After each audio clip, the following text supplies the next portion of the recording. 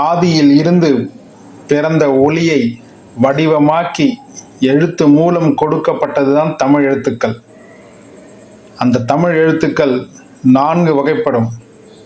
உருவ எழுத்து, கோட்டெழுத்து, கோல் எழுத்து, சத எழுத்து. உருவ எழுத்தாக தமிழ் இருந்த காலத்தில் சீனம் முதலிய பாஷைகள் பிரிந்தன.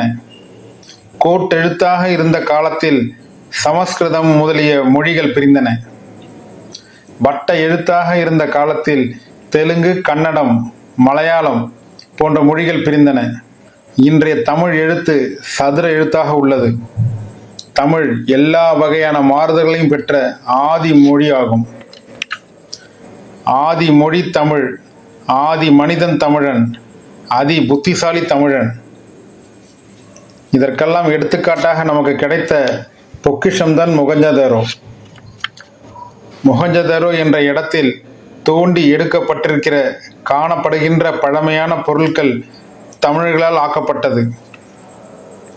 அந்த மொஹஞ்சதாரோ இருப்பது வட இந்தியாவில் சிந்து நதிக்கரை ஓரத்தில் தான் அமைந்துள்ளது. எனவே வட இந்தியா, தென்னிந்தியா, தெலுங்கன், தமிழன் என்று பிரிவினையெல்லாம் பேசாமல் அகிலம் முழுமைக்கும் அறிவுச்சுட தந்து ஒப்புயர்வற்ற உன்னதமான ஜனநாயக சமத்துவ சமுதாயத்தை உருவாக்க வேண்டியவன் தமிழன், உருவாக்கக்கூடியவனும் தமிழன் ஒருவனே என்பதை உணர்ந்து நாம் அனைவரும் செயல்பட வேண்டும்.